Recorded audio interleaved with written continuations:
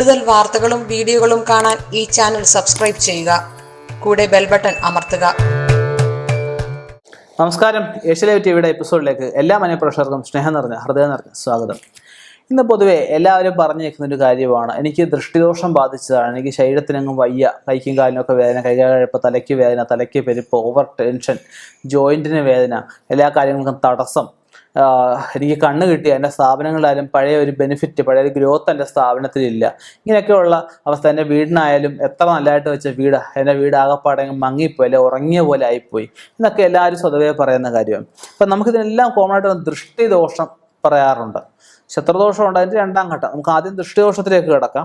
ദൃഷ്ടിദോഷം എന്ന് പറയുമ്പോഴത്തേക്കും ഈ കരിങ്കണ്ണ്, അതുപോലെ തന്നെ കരിനാക്ക്, അതുപോലെ കരിദൃഷ്ടി, ഇങ്ങനെയൊക്കെയുള്ള പല വിഷയങ്ങൾ ജിഹ്വാദോഷങ്ങളായിട്ട് പറയാറുണ്ട്. അതുപോലെ അങ്ങനെ പലവിധ ദോഷങ്ങളും നമുക്കതിൽ പറയാറുണ്ട്. ശത്രുദോഷങ്ങളും ഇതിൻ്റെ ഒരു ഭാഗം തന്നെയാണ്. ശത്രുതാ ദൃഷ്ടി കൊണ്ടും ഇങ്ങനെയുള്ള ദോഷങ്ങൾ നമുക്ക് ഉണ്ടാകാം. അപ്പം അങ്ങനെയുള്ള ദോഷത്തിനുള്ള ലഘു പരിഹാരങ്ങൾ, ചെലവ് ചുരുങ്ങിയ രീതിയിലുള്ള പരിഹാരങ്ങളാണ് ഞാനിന്നിവിടെ പറയാൻ പോകുന്നത്. അതിൽ മഹാസുദർശനമുണ്ട്. മഹാസുദർശന മന്ത്രം എല്ലാവർക്കും അറിയാം അല്ലേ?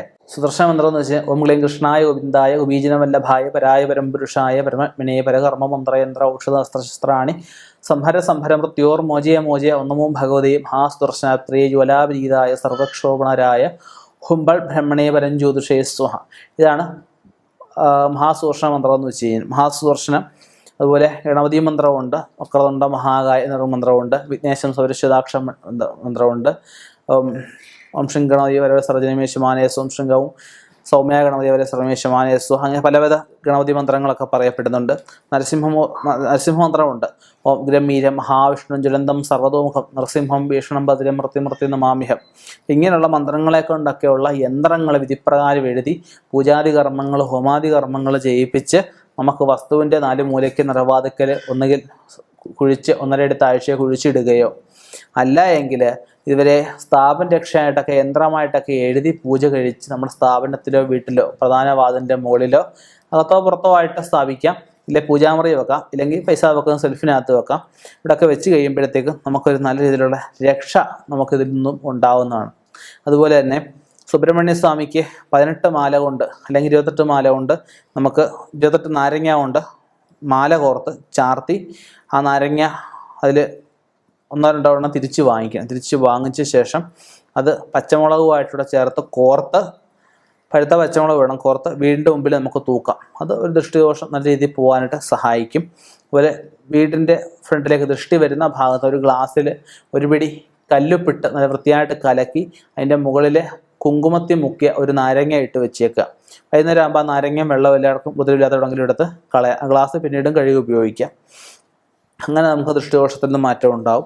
പിന്നെ ഹനുമാൻ സ്വാമിക്ക് വെറ്റിലമാല ചാർത്തിയിട്ട് കുങ്കുമാഭിഷേകം നടത്തുക. എന്നിട്ട് കുങ്കുമം പ്രസാദം തിരിച്ച് വാങ്ങിച്ചിട്ട് അത് വെള്ളത്തിലോ പനിനീരിലോ കലക്കിയിട്ട് എല്ലായിടത്തും ശുദ്ധമായിട്ട് തളിക്കുക.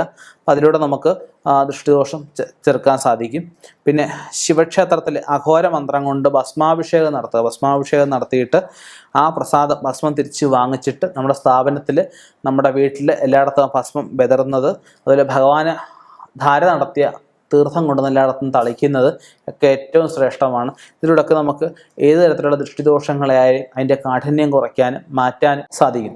ഒരുപാട് ദൃഷ്ടിദോഷമൊക്കെ വരികയാണെങ്കിൽ അതിനെ നമുക്ക് വലിയ വലിയ കർമ്മങ്ങൾ, അഘോരകർമ്മം പോലുള്ള കർമ്മങ്ങളൊക്കെ നടത്തി, അതുപോലെ വീരഭദ്രകർമ്മം പോലെ കർമ്മങ്ങളൊക്കെ നടത്തി നമുക്ക് അതിനെ ആവാഹിച്ച് മാറ്റേണ്ടതായിട്ടൊക്കെ വരും. അപ്പോൾ അത് നല്ലൊരു ജ്യോതിഷനെ കണ്ടെങ്കിലേ അതിൻ്റെ ചാർത്തൊക്കെ എഴുതാനും അതിൻ്റെ കാര്യങ്ങൾ ചെയ്യാനും ഒക്കെ സാധിക്കുകയുള്ളൂ. ചെറിയ രീതിയിലുള്ള ദോഷങ്ങളുള്ള ഞാൻ ഈ പറഞ്ഞ 4-5 കർമ്മങ്ങളിലൂടെ തീർച്ചയായിട്ടും നിങ്ങൾക്ക് ദോഷം മാറുന്നതാണ്. അതിൻ്റെ എഫക്റ്റ് നിങ്ങൾക്ക് അറിയാൻ സാധിക്കുന്നതാണ്. അപ്പം ഇനിയും ഇതുപോലെയുള്ള വ്യത്യസ്തമായ വിഷയങ്ങളുമായിട്ട് കണ്ടുമുട്ടാം. നിർത്തുന്നു. നന്ദി, നമസ്കാരം.